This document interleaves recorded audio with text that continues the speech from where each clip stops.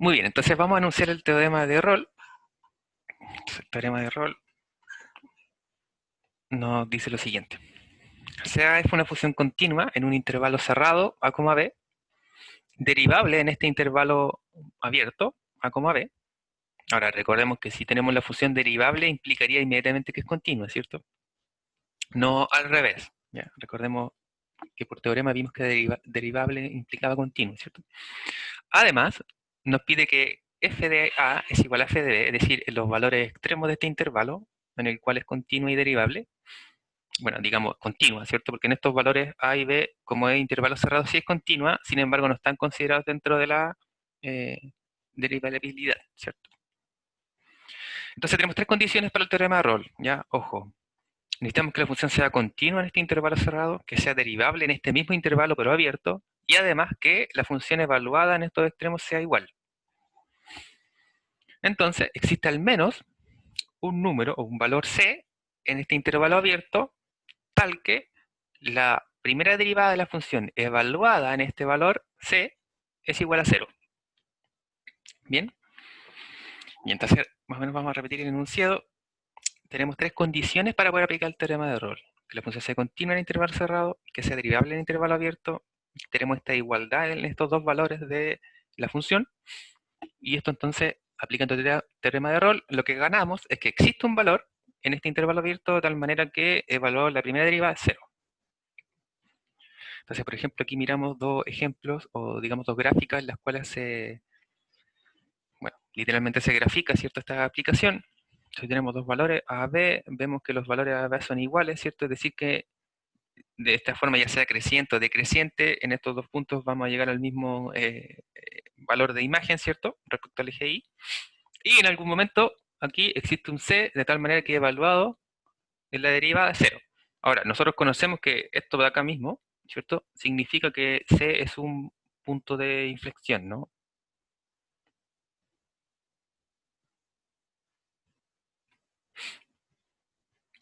En el caso del segundo dibujo, ¿cierto? Nosotros notamos aquí que tenemos un cambio en la curva, sin embargo, de la misma manera tenemos dos puntos, ¿cierto? Tanto bueno, en este caso se identifican como el máximo local o el mínimo local, ¿cierto?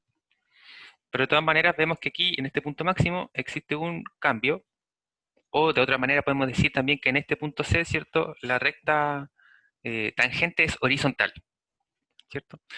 Entonces recordemos que como la primera derivada en el valor era la recta tangente como aplicación geométrica, entonces en este caso que nos dé 0, es decir que la pendiente, ¿cierto? Es nula en el fondo de horizontal. Y bien, entonces vamos a probar este teorema. Tenemos demostración. Voy a bajar un poquito. Bien, entonces por hipótesis,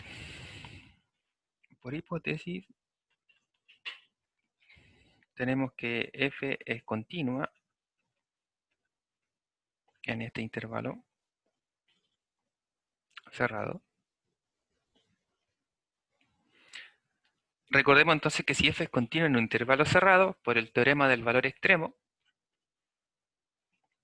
entonces por el teo punto, vamos a abreviar teorema, del valor extremo, que nos decía este teorema, que si una función era continua en un intervalo cerrado, entonces alcanzaba los valores extremos, es decir, su máximo y su mínimo dentro de este intervalo. Entonces, por el teorema del valor extremo, f alcanza su máximo, máximo y mínimo valor, ¿cierto? En el intervalo. ¿Cuál intervalo? Intervalo AB. Entonces, ¿qué es lo que significa esto en el fondo?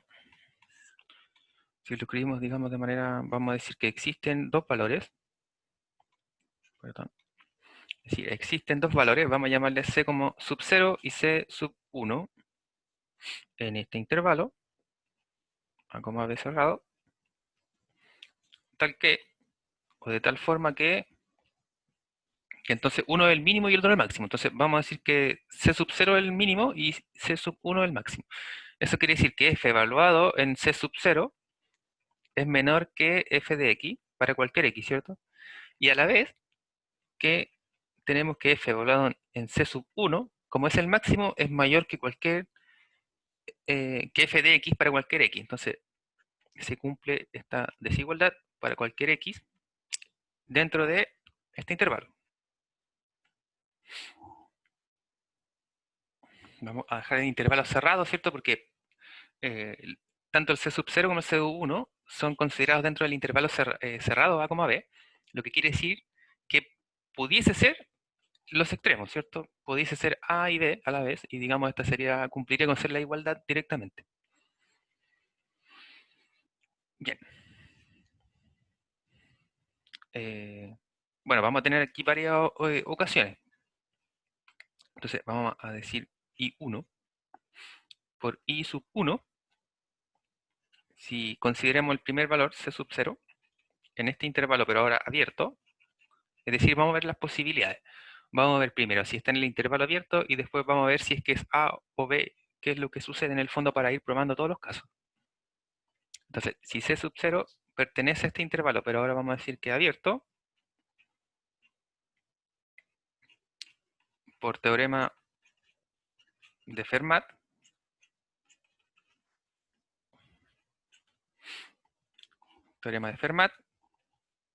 entonces recordemos que nos decía que si era un valor extremo, entonces la derivada evaluada en este punto era 0, ¿cierto? Entonces la derivada evaluada en C sub 0 es 0. Ahora, de la misma forma, análogamente, para C sub 1, ¿cierto? Si C sub 1 pertenece a este mismo intervalo, pero esta vez abierto, por el mismo teorema de Fermat, lo que nos implica entonces que la primera derivada de esta función evaluada en este valor C sub 1 es 0. O es solución, ¿cierto? Ya, entonces, en este caso se cumple lo que queremos buscar y sería como la situación más o menos sencilla. La segunda oportunidad sería ver que no están en el intervalo abierto, ¿cierto? Ya, entonces, ahora si tanto C sub 0 como C sub 1 no pertenecen a este intervalo abierto, recordemos que en un principio escogimos estos valores, el teorema del valor extremo nos asegura que estos valores existen en este intervalo cerrado. Entonces, primer caso, consideramos que existen en el intervalo abierto. Segundo caso, que no existen en el intervalo abierto. Por lo tanto, no tienen otra oportunidad que ser los extremos, ¿cierto? Tanto el A o el B. Entonces, el C sub 0 es A o el C sub 0 tiene que ser B, ¿cierto? Vamos a decir aquí entre paréntesis, porque sería no acá. Análogamente, entonces, análogamente con C sub 1, ¿cierto? Entonces, también solo puede ser A o bien puede ser B. Este es un O para no confundir ahí con un 0. Bien, entonces, como hipótesis, recordemos las tres hipótesis, utilizamos la continuidad. Bueno, la derivabilidad todavía no la hemos usado, pero tenemos esta, que f de A igual a f de B, ¿cierto? Bien, entonces vamos a utilizar eso como f de A es igual a f de B por hipótesis. Entonces, ojo acá, tenemos la posibilidad de que C sub 0 sea A o bien sea B, ¿cierto? Entonces, si lo evaluamos la función, tenemos ya una igualdad.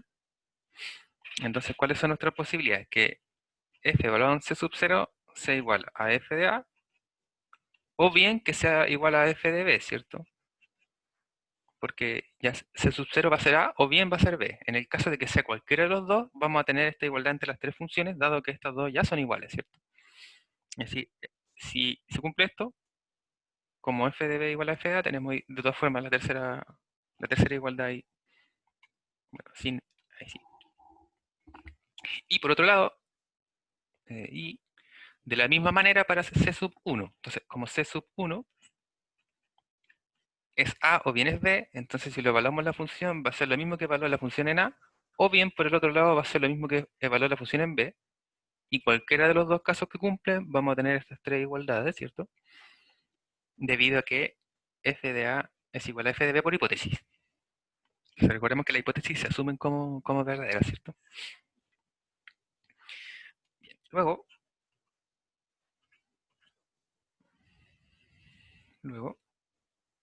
entonces por el valor extremo, ¿cierto? Recordemos que teníamos esta desigualdad, ¿cierto? Entonces vamos a utilizar esta desigualdad.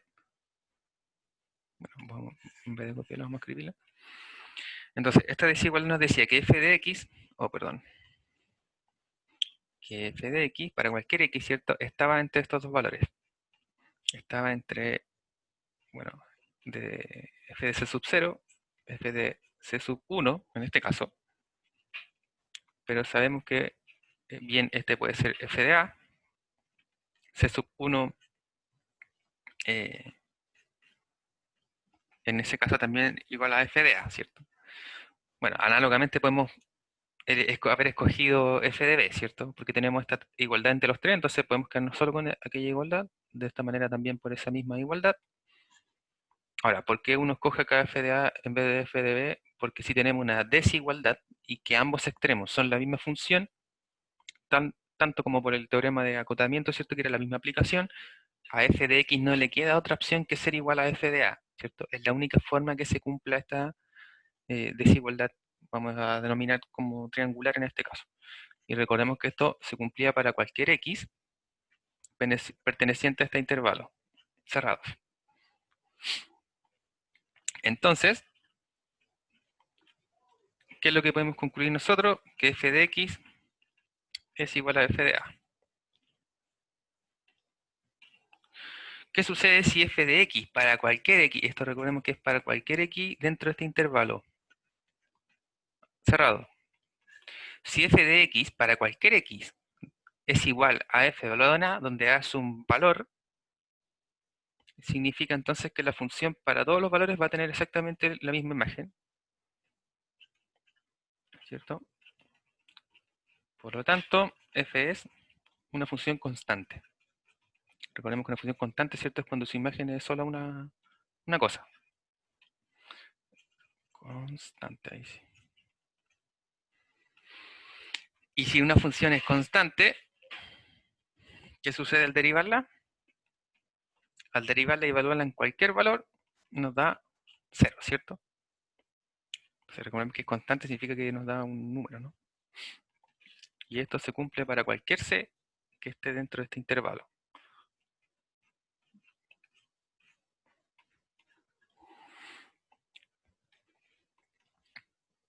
Ya, y ahí hemos obtenido lo que buscábamos, ¿cierto? Que existe este c tal que evalúa la primera derivada 0. Ahora, ganamos más que eso, ¿cierto? Ganamos que para cualquiera que se encontrara dentro de este intervalo abierto, esto iba a suceder. Ahora, claramente acotando este intervalo abierto, ¿cierto?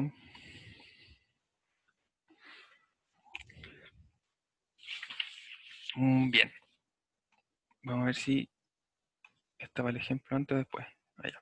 Observación. Entonces vamos a hacer un par de observaciones. Como observación, la importancia de las hipótesis que necesitamos.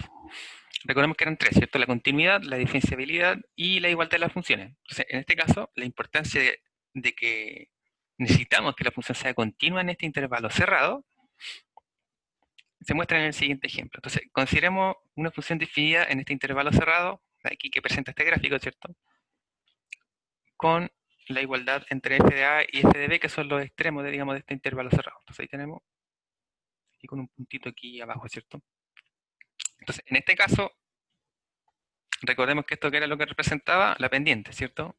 Cuando introducimos derivada, recordemos que cuando estábamos recién viendo derivada, antes de eso vimos el límite de esta función. Y era porque esto se aproximaba a la pendiente de la recta, ¿cierto? O bien de la curva. Entonces, en este caso, esta diferencia f evaluado en b menos f evaluado en a sobre b menos a es 0, ¿ya? Pero no existe un valor de tal forma que el valor de la derivada sea 0. ¿Ya? Entonces, aquí, en este ejemplo, digamos, ¿qué sucede si miran este gráfico? Es por la continuidad, ¿cierto? Aquí tenemos un salto. Ya. En el siguiente caso, la importancia de la hipótesis de que f sea derivable o diferenciable en este intervalo abierto, lo podemos considerar como la función aquí graficada. Bueno, obviamente vamos a notar que por el gráfico dado, ¿cierto? Hay problemas de la derivabilidad o diferenciabilidad. ¿Y por qué sería? Por los límites laterales, ¿cierto? Recordemos que cuando habían puntas, agujeros o saltos, íbamos a tener ese problema. Entonces, en este caso, tampoco existe SC, ¿cierto? Pues f no es diferenciable en todo el intervalo porque vemos que aquí tenemos el problema de los límites laterales, ¿cierto? Que sería en esta punta del gráfico que se ahí presente. Entonces, antes de pasar al siguiente, vamos a ver un ejemplo de aplicación. Entonces, vamos a ejemplo. Entonces, demuestre que f de x igual x cubo más x menos 1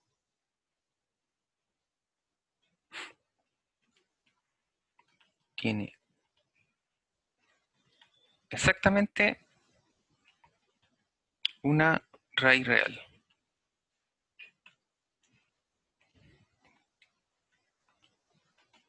Solución. Entonces, solución, de la misma forma que ustedes aplicaban, ¿cierto? Vamos a utilizar primero el teorema de Bolzano. Vamos a escribir ahí la solución con negrito. Y entonces, como la función dada, tenemos la función, recordemos que teníamos que buscar valores que evaluados tuvieran un cambio de signo, ¿cierto? Entonces, en este caso, dada la función, es más o menos fácil darnos cuenta que nos sirve. Bueno, recordemos la hipótesis, como f es polinomial, entonces continua. Y si es continua, podemos aplicar Bolzano, ¿cierto? Y además, ¿qué tenemos? Que si evaluamos la función en 0, 0, 0, nos queda menos 1, ¿cierto? Sabemos que menos 1 es negativo. Lo evaluamos en 1, entonces nos queda 1 al cubo más 1 menos 1, nos queda 1 positivo, ¿cierto? Es decir, esto es mayor que 0. Encontramos el cambio de signo, nuestro intervalo es pequeñito, ¿cierto? 0, 1. Pero tenemos la hipótesis entonces de aplicar teorema Bolzano, o teorema del valor intermedio. Entonces, por teorema de Bolzano,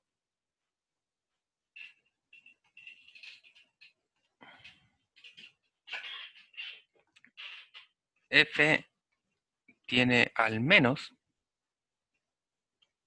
una raíz real.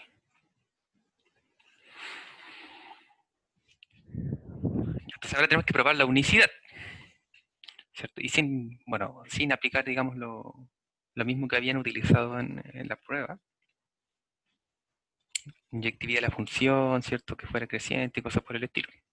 Bueno, de hecho, de esta forma, con tener un x cubo ahí ya no podemos aplicar exactamente lo mismo.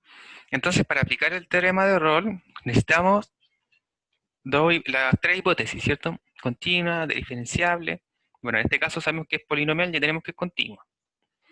De la misma manera, como sabemos que es polinomial, no hay problema con que es diferenciable.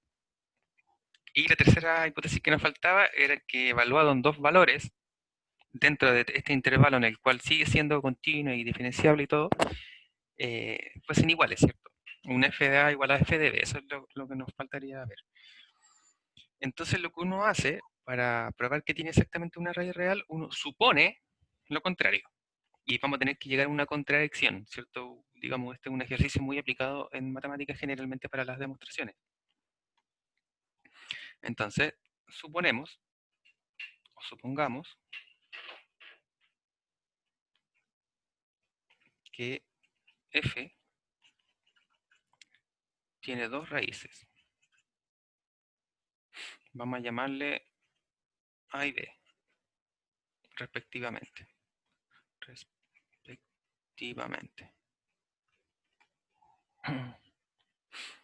¿Qué significa esto? Es decir, como tiene de raíces, significa que si f lo evaluamos en a, es 0. y de la misma forma f evaluado b, ¿cierto? Porque ambas son raíces de la función. Entonces ahí tenemos nuestra hipótesis. Ahora, ojo, recordemos que estamos probando por absurdo, en el caso de que aquí, entonces estamos suponiendo lo contrario, ¿cierto? Entonces aquí probamos, o probaremos, por reducción al absurdo. ¿Qué significa esto? Uno supone lo contrario, ¿cierto? Recordemos que hay varias formas de probar. Esto vamos a hacer un pequeño resumen aquí, algo de lógica. Generalmente las demostraciones que llevamos, como el del teorema de Rolle, ¿cierto? Son de A implica B, es decir, tenemos acá nuestra hipótesis y mediante lógica y deducción vamos a llegar a nuestra tesis, ¿cierto? Bien, entonces en el caso de reducción al absurdo, ¿qué es lo que uno hace? Uno supone lo contrario. Entonces si de A tenemos que llegar a B, suponemos que no se cumple B, suponemos no B, ¿cierto? Y deberíamos llegar entonces a que no A. ¿Qué quiere decir esto en el fondo? Nosotros suponemos lo contrario a lo que tenemos que llegar y deberíamos llegar a alguna contradicción con las hipótesis. ¿Qué es lo que nos lleva a eso? A que no se puede suponer lo que hemos supuesto. ¿Ya? Por lo tanto, de forma directa se prueba lo que buscamos. Entonces, eso es lo que estamos haciendo. Vamos a probar por reducción al absurdo, vamos a suponer lo contrario. Como necesitamos probar que tiene solo una raíz real, vamos a suponer que tiene dos. Podemos suponer que tiene más, pero con dos es suficiente. Entonces vamos a suponer que tiene dos y en algún momento deberíamos contradecir alguna de las hipótesis. Algunas de las hipótesis ya sea del teorema de Rolle, ¿cierto? O con respecto a la función que hemos obtenido. Ya, entonces, para aplicar el teorema de Rolle, vamos a reunir estas condiciones. Entonces la condición 1 de continuidad la tenemos, ¿cierto? Porque acá ya estuvo argumentada por ser polinomial la función, sabemos que es continua dentro de todo R, ¿cierto? Entonces, en este caso nuestro intervalo A, B sería, de hecho vamos a agregar esto. Entonces, como es polinomial, entonces f es continua en todo R. Lo que significa en el fondo que es continua entre el menos infinito y el infinito, ¿cierto? Así que ahí no hay problema para nada. Tenemos que f de A igual a f de B. Estamos suponiendo que son cualquier valor. Entonces ahí tenemos la segunda condición. Bueno, era la tercera condición, ¿cierto? Y nos falta que sea diferenciable. Pero en este caso tampoco hay problema porque es polinomial, ¿cierto? Entonces, como f es polinomial, es derivable, al menos un par de veces, ¿cierto? En este intervalo abierto A, B, en este caso derivable en todo R, y tenemos que es continua, ¿cierto? Como ya dijimos allá arriba, entonces en todo R, es decir, en particular va a ser continua entonces en este intervalo cerrado, porque ya lo es en todos los reales. Entonces en cualquier pedacito más pequeño que todos los reales va a seguir siendo continua. Entonces, bien, hemos reunido las tres hipótesis del teorema de Rolle. Entonces, por teorema de Rolle,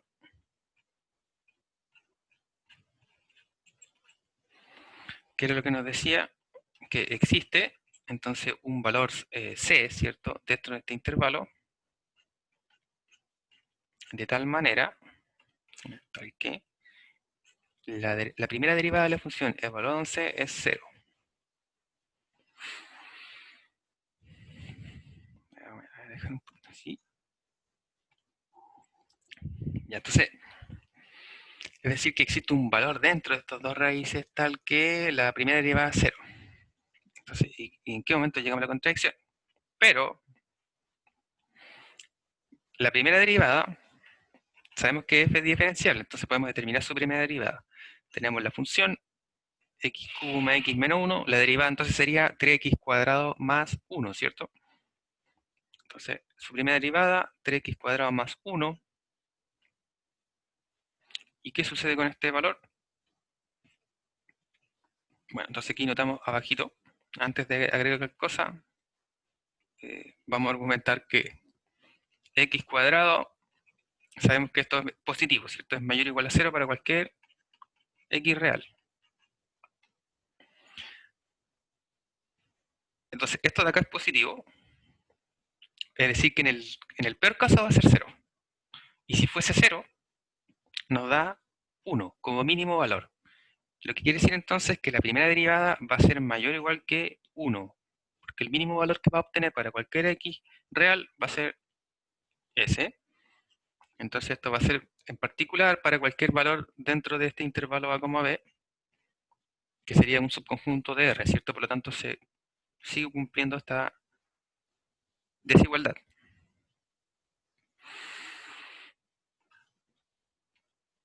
Entonces, ¿qué es lo que quiere decir? ¿O en qué recae la contradicción? De que C es un valor que está dentro de este intervalo. Pero nosotros vimos que la derivada evaluada en cualquier elemento de este intervalo es mayor o igual que 1. Entonces ahí está nuestra contradicción. Nuestra contradicción entonces es que la derivada evaluada para cualquier x es distinta de 0.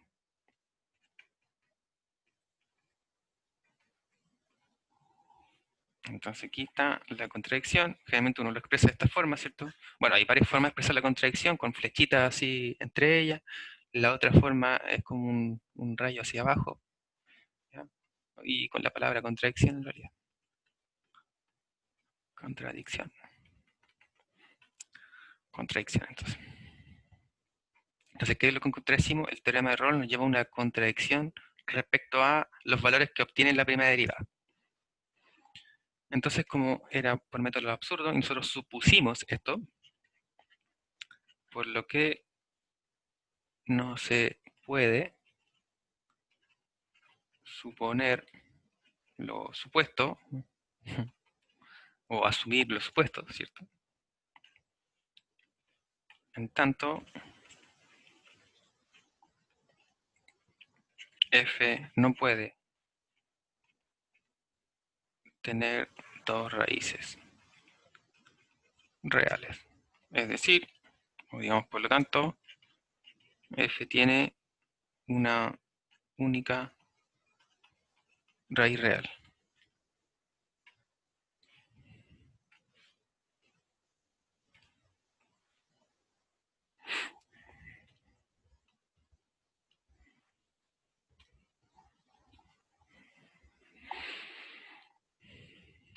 Bien, entonces así hemos probado que existe una única raíz. Bueno, como notará entonces la primera parte de ver que existe al menos una raíz real es análoga a lo anterior que habíamos visto ya, ¿cierto? Por teorema de Bolzano, buscamos dos valores tales que haga un cambio de signo y eso nos asegura que existe al menos una de ellas. Y para la unicidad de la raíz, aplicando lo que hemos visto, como el teorema de Rolle nos da esta igualdad y nos asegura que existe un valor tal que la derivada sea cero, en ese caso eso nos permitió a nosotros llegar a la contradicción. Ahora, claramente, ojo, que depende de la naturaleza de la función dada, ¿cierto? Si la aplicabilidad del teorema de Rolle. En generalidad siempre, o la mayoría de las veces, se permite utilizar si cumple las tres condiciones. Entonces, necesitamos, ¿cierto?, armar las tres condiciones, en este caso del teorema de Rolle. Ver que sea continua, que sea diferenciable, ¿cierto? Ahora, ojo, porque la continuidad la mayoría de las veces debería venir regalada, porque para aplicar Bolzano necesitamos que también sea continua. Entonces es casi una hipótesis, digamos, entre comillas, de regalo. Había que ver que puede ser diferenciable en ese intervalo y la igualdad de las dos funciones. Entonces en este caso se supuso, ¿cierto?, que existían dos raíces, en el caso de que hay que probar que existe solo una, y así. Ahora, ¿cómo sería en este caso? Un ejemplo del otro tipo. Supongamos para un ejemplo, demuestre que tal función tiene dos raíces reales. Bueno, la primera parte sería lo mismo, ¿cierto? Está Bolzano. Y después, ¿cómo probarían que tiene solo, bueno, que tiene dos y no una? En el caso de que uno quiera aplicar rol, bueno, o lo hace directamente si tiene la hipótesis, o por el contrario, supone que tiene solo una. Suponemos que existe una única y deberíamos llegar a una contradicción. Lo que quiere decir es que entonces no tiene una única, ¿ya? Y ahí habría que tener más ojo después para ver cómo poder concluir el que tiene dos, ¿cierto? Y no tres. Bien, entonces aquí tenemos ya una nueva aplicación. Entonces se enuncia el teorema del valor medio. Luego de esto, si usted tiene alguna observación ahí en el cual se recalca principalmente el hecho de que no se debe confundir con el teorema del valor intermedio, ya sobre todo teniendo en cuenta la hipótesis que necesitamos tener para aplicar este teorema. Bien, entonces, ¿qué necesitamos? Si f es una función continua en un intervalo cerrado a como b, la función es derivable en este mismo intervalo abierto a como b. Existe un número, un valor c en este intervalo abierto, de tal forma que la primera derivada de la función evaluada en c es igual a esta diferencia. F de b menos f de a sobre b menos a. Ahora, recordemos nuevamente que esto de acá, ¿cierto? No es lo que nos expresa la pendiente, ¿cierto? De una función, de una recta. Y recordemos que esto también salía ahí por la ecuación de la recta, ¿cierto? La pendiente de la ecuación de la recta. Que, bueno, ahí pueden en realidad mirar nuevamente la primera clase que vimos de derivada, ¿cierto? Que era cuando hacíamos los dibujitos, la recta tangente, y ahí vimos en el fondo de dónde aparecía este tipo de forma. Ya, para no repetir eso que ya lo hemos visto. Entonces, para esta demostración vamos a utilizar, dada una función como esta, entonces aquí, ojo con el dibujito, tenemos una función y o f de x, ¿cierto? En este intervalo a, b, entonces sus puntos extremos serían este a mayúscula y este b mayúscula como puntos. Entonces tenemos esta la función de aquí de negro. ¿Y qué es lo que se considera? Se considera una recta secante, es decir, que corta a esta curva en dos puntos, en estos dos puntos extremos, en a y b. Entonces es una recta, por lo tanto, como es lineal, ¿cierto? Sabemos que la pendiente va a ser de esta forma. Entonces aquí notemos que este tramo, la función, digamos, que puede representar este tramo, se establece de esta forma. F es valor en A, entonces tenemos acá A, ¿cierto? Y el F de A nos va a dar un valor, bueno, en este caso sería el valor de ahí. Y tenemos la pendiente entonces de esta curva y la distancia de X y A, ¿ya? Que sería esta parte de acá. Y luego de eso, obteniendo eso, entonces, como vamos a usar ese tipo de función para la demostración, era necesario ahí tener este dibujito. Entonces, ¿cómo vamos a realizar la demostración del teorema del valor medio? Aplicando el teorema de Rolle. Entonces, aplicaremos el teorema de Rolle a una nueva función.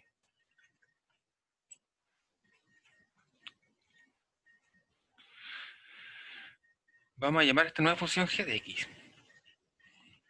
Y la vamos a definir definida como la diferencia,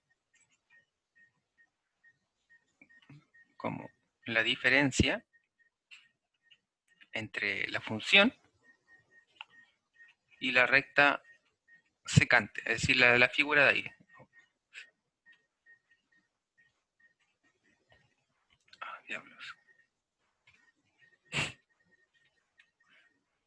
Secante. Vamos a llamarle a como b ya. Ahora como es recta, ¿cierto? Y esta recta como b. Por la imagen, ¿cierto? Vimos que esta recta secante tenemos esta forma. Por lo tanto, lo que quiere decir es que nuestra g de x es la función menos esta recta secante.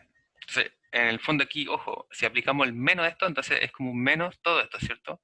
Por lo tanto, se distribuye el menos al menos f de a y acá, ¿cierto? A la suma. Por lo que tendremos f de a menos f de b menos f de a sobre b menos a por x menos a.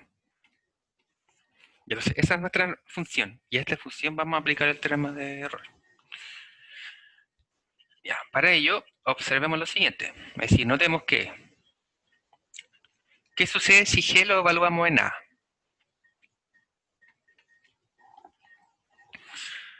Entonces, bueno, lo vamos a escribir todo mejor ya. Si g lo evaluamos en a, vamos a tener que reemplazar todos los x por el a, ¿cierto? Entonces vamos a tener f de a menos f de a menos f de b menos f de a, b menos a, factor de el x, ¿cierto? Lo reemplazamos por a menos a. Entonces notamos que f de a menos f de a se eliminan y tenemos acá la pendiente multiplicada por a menos a, que es 0. Entonces todo lo que esté multiplicado por 0 es 0. Lo que quiere decir en el fondo es que g evaluado en a es 0.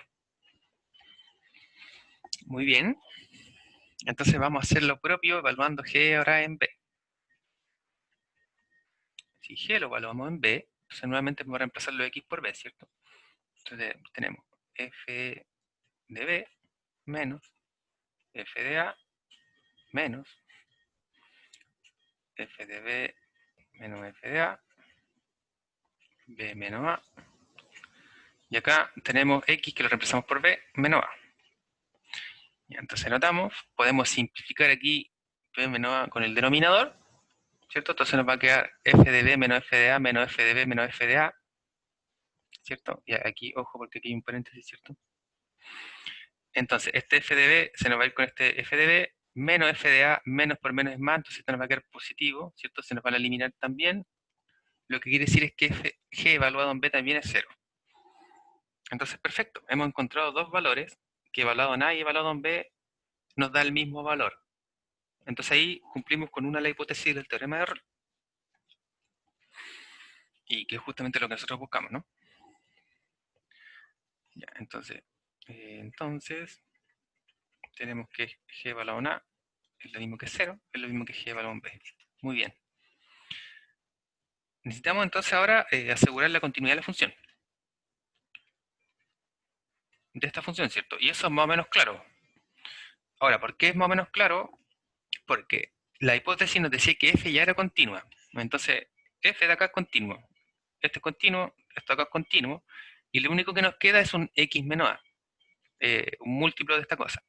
Pero x también es una función polinomial, solo que es de grado 1, ¿cierto? Por lo tanto, como una función de grado 1, y sabemos que las polinomiales son continuas en todo R, entonces todo g de x es continua. ¿Sí? Entonces vamos a decir que además G es continua en A, B. Pues F lo es. Y la función polinomial de primer grado lo es. Que sería por el x de ahí, ¿cierto? Como todos los que tenga involucrado un f no hay ningún problema. Y acá tenemos un x, ¿cierto? Que sería la única variable. Entonces eso es una función polinomial de primer grado. En el fondo por composición, productos, suma, ¿cierto? De cosas continuas, sabemos que es continua y ahí no hay ningún problema con eso. Bien. Ahora, ¿qué sucede con la derivabilidad? Exactamente lo mismo, ¿cierto? Porque ya sabemos la naturaleza de estas funciones, que son polinomiales, lo que nos permite asegurar entonces su derivabilidad. Entonces también G es derivable. Vamos a decir, pues, F lo es. Y exactamente el mismo argumento, ¿cierto? Y la función polinomial de primer grado también lo es. Entonces aquí voy a hacer un poquito de trampa y voy a copiar esta cosa para no tener que escribirla no. Ya. Entonces la función polinomial de primer grado lo es.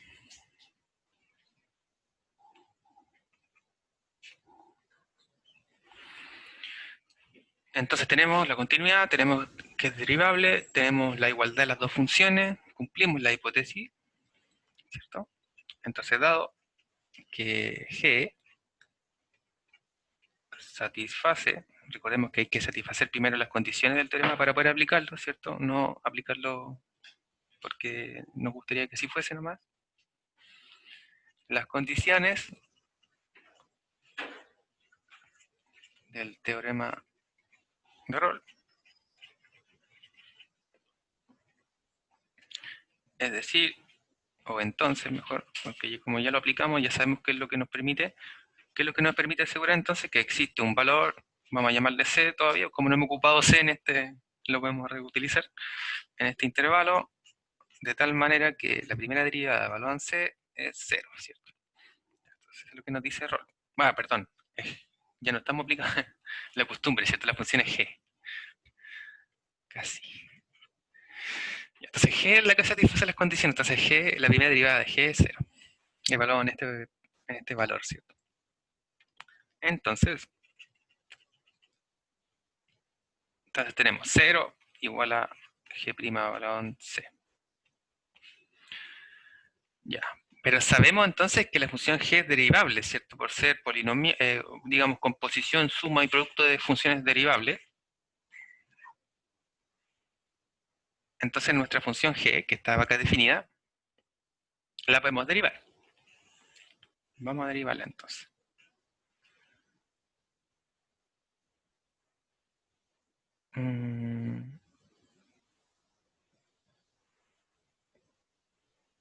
Ya, entonces aquí quiero asegurarme de que todos siguen la derivación.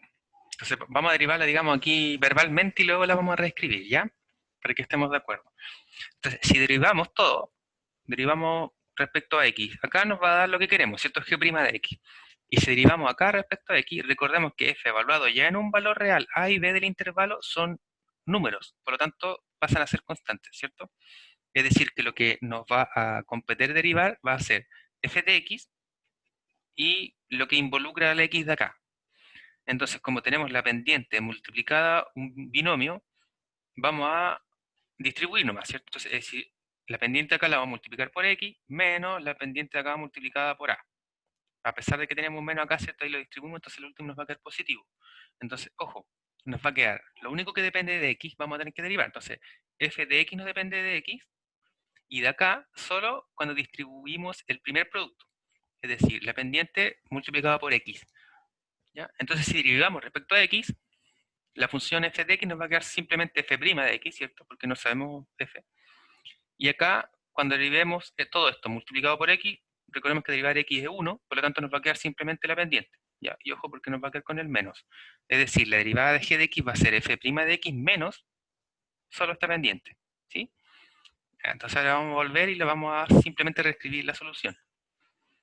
Entonces, era simplemente f de x, pero ojo, porque nosotros estamos evaluándolo en c. Entonces, f' evaluado en c. Menos, y nos iba a quedar la pendiente, que era f de b menos f de a sobre el menos a. ¿Sí? Y entonces esa es nuestra derivada. Ahora, nos olvidamos de esta parte de aquí y nos quedamos con que 0 es igual a esto. Entonces, como acá hay restando, ¿cierto? Lo podemos pasar de lado.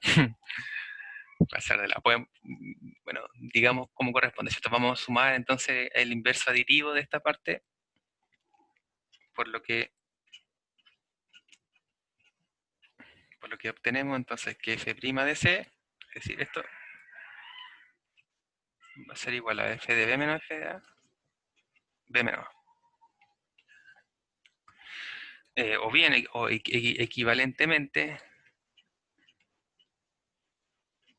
¿cierto? Si como esto sabemos que es real, no hay problema esta cosa, tenemos que f de b menos f de a, perdón, voy a reescribir esta última parte, ahí sí. Entonces, que f de b menos f de a, es decir, esto es igual a f' de c multiplicado entonces con el denominador, ¿cierto? Que sería lo mismo. Son formas análogas en las cuales se van a encontrar en los textos. De hecho, en el Stuart, el teorema se presenta justamente de estas dos formas, ¿ya? Porque claro, son equivalentes, ¿cierto? Después multiplicar ese hacia acá y listo. Entonces, hemos probado así el teorema del valor medio, uno que tiene un montón de grandes aplicaciones en realidad, ¿ya? Y nuevamente recalco, tratar de no confundir ahí con el teorema del valor intermedio. ¿Ya? Entonces, ahora siguiente, las observaciones que nos da el teorema del valor intermedio.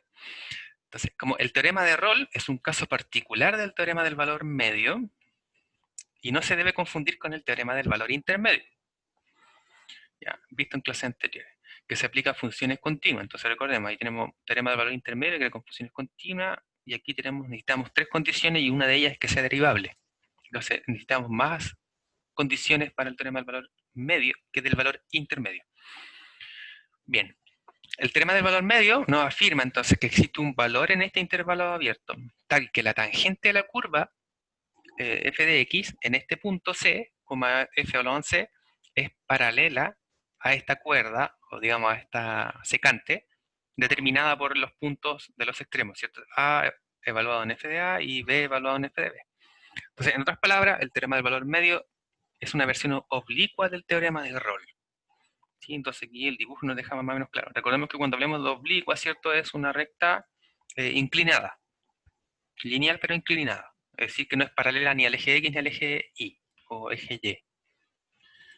Otra observación entonces que el teorema del valor medio nos permite obtener resultados que asocian propiedades de la función con propiedades de su derivada. Y esas son las que vamos a ver a continuación. Entonces, una de ellas es el siguiente corolario, aunque bien en el Stuart, si no me equivoco, se presenta como teorema. Entonces, este corolario dice que si la derivada, la primera derivada de x es 0 para todo x en este intervalo abierto, entonces la función es constante en este intervalo cerrado. Entonces, si f' de x es igual a 0 para todo x en a, b abierto, entonces f es constante en a, b. Ahora, recordemos cuando hablamos de funciones constantes, ¿cierto? Un ejemplo de función constante, no sé, pues f de x igual 1, ¿cierto? Es decir, ¿por qué es constante? Porque para cualquier x que le ingresemos a la función nos da siempre el mismo valor. Entonces el gráfico es una recta. Entonces ahí recordemos que teníamos monotonía, ¿cierto?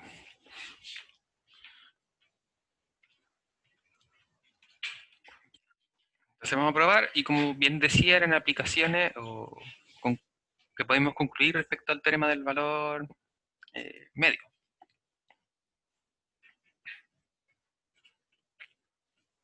Entonces consideremos C un valor entre A, B abiertos, un C un valor cualquiera, es decir, arbitrario.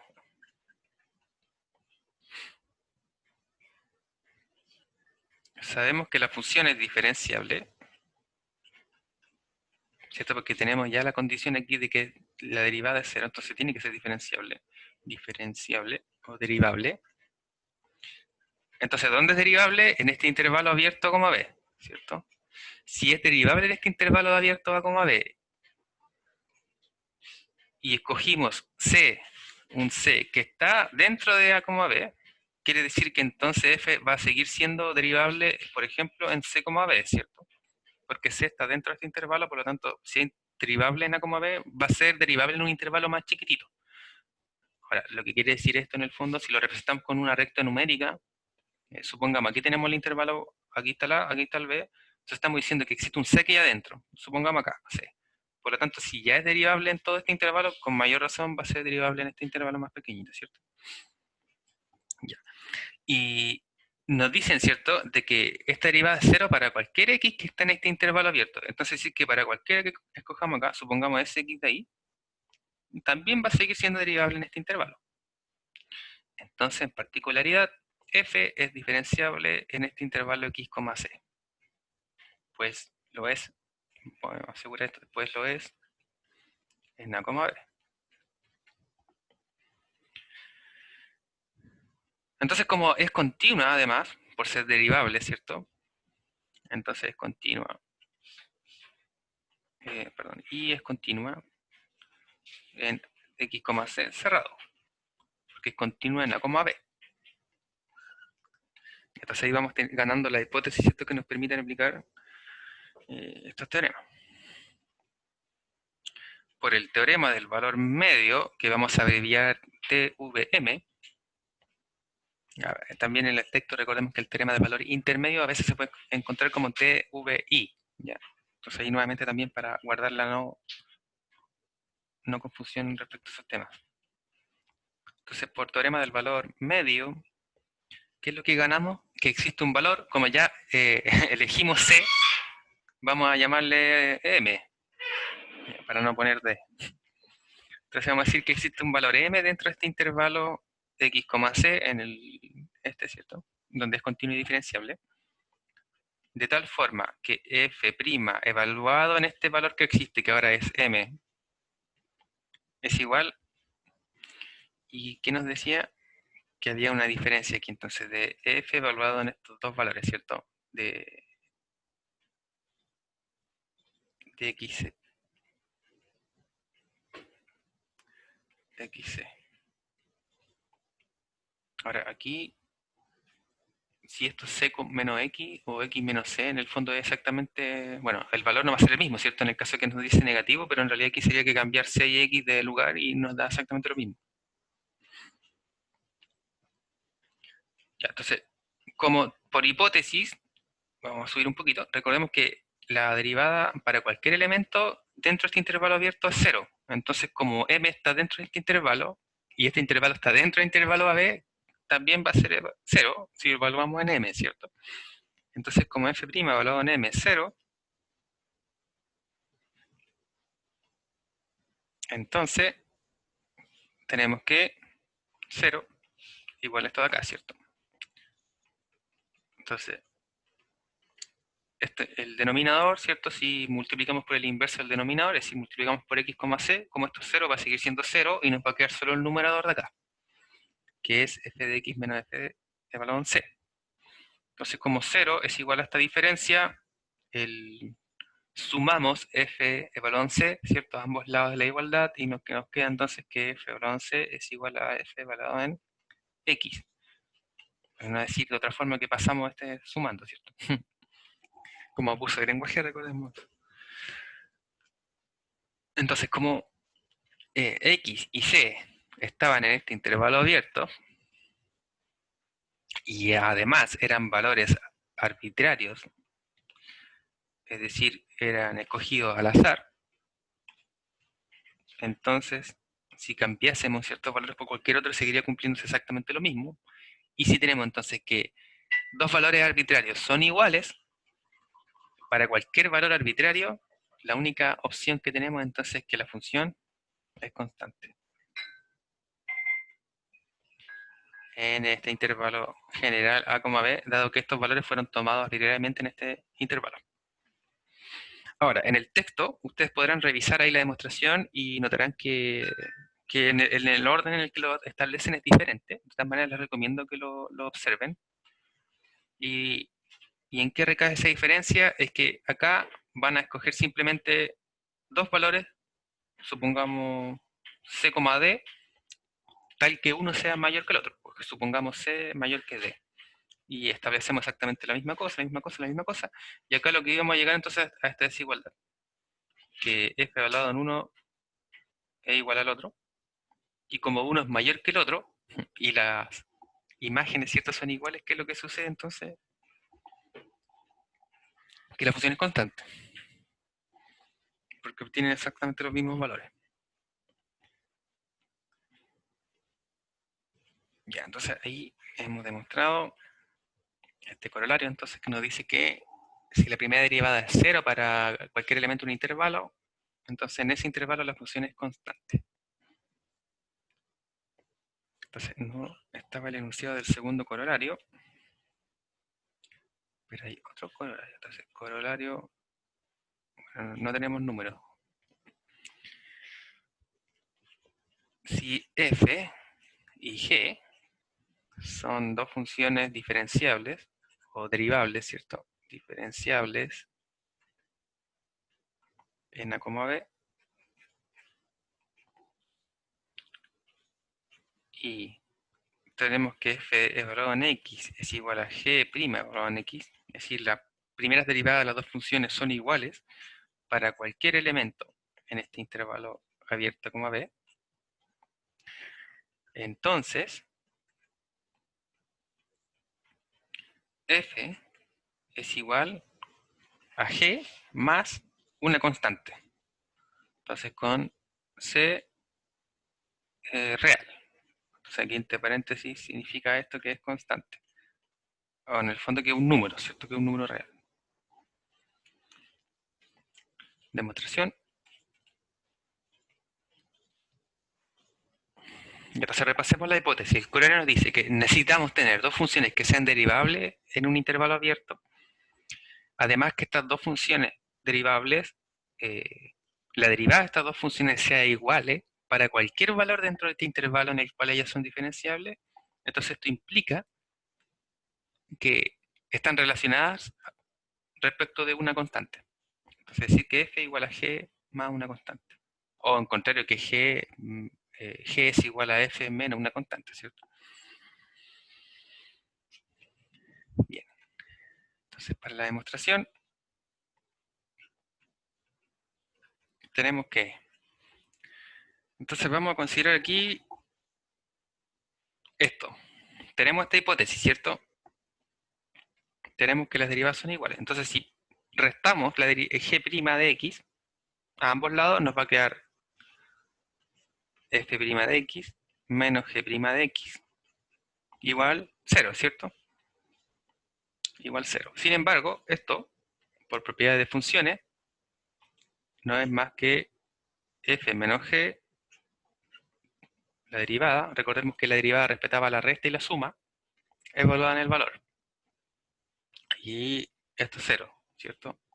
Dada la hipótesis de acá. Entonces lo que tenemos en el fondo es que la resta de dos derivadas, o la resta de dos funciones, que sigue siendo una función, la derivada de esta cosa evaluada para cualquier x dentro de este intervalo es 0. Entonces nuevamente aquí recordemos que esto es para todo x en a, b. Vamos a colocarlo aquí abajito. Para todo x en a, b, ¿cierto? Entonces podemos aplicar el corollario anterior. ¿Y cuál va a ser la función que vamos a considerar nosotros? La resta de estas dos. Entonces luego, por corolario anterior, f menos g es igual a nuestra constante con c en r.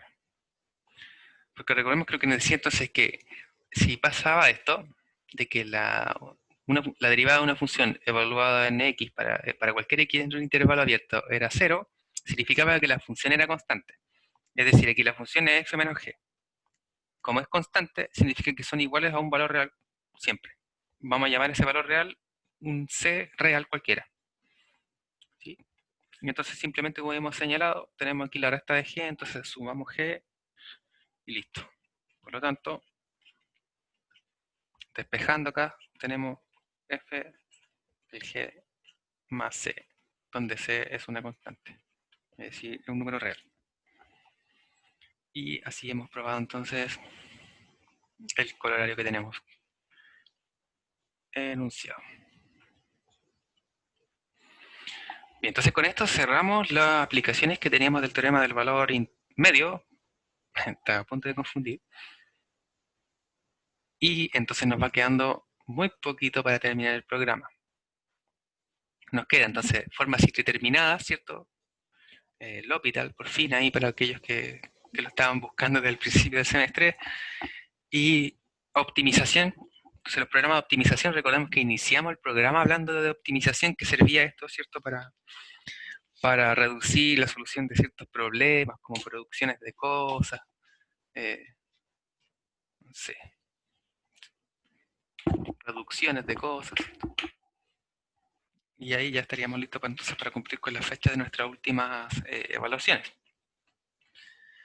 Entonces ahora la pregunta, más que respecto al quiz, era que habían señalado que el día de la prueba, que si no me equivoco era al subsiguiente miércoles, habían una de las carreras que tenía prueba el mismo día. Entonces, alguno de ustedes, si me puede confirmar, si conocen las fechas, que si existe algún choque de evaluación.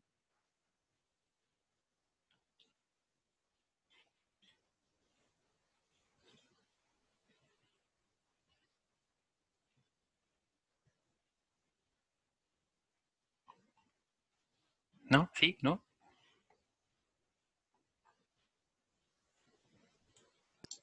Profe, ¿cuándo va a ser el quiz? El próximo miércoles, ¿cierto? Sí, la fecha ¿La del próxima quiz, semana? claro, la fecha del quiz es el próximo miércoles. Ah, es que nosotros en física tenemos una prueba de introducción a la física. Tienen prueba de introducción a la física ese mismo día, ¿cierto? Sí, Ya. Eso seguramente fue lo que comentó entonces el profesor Michael, si no me equivoco, dentro de... Ya, sí, porque nosotros estábamos considerando justamente eso. A pesar de que se avisó con tiempo y ahora en el final del semestre es prácticamente muy... bueno, quizás es posible de tener días sin evaluaciones repetidas, pero suponemos que todas las asignaturas también están tomando tanto pruebas, controles o exámenes.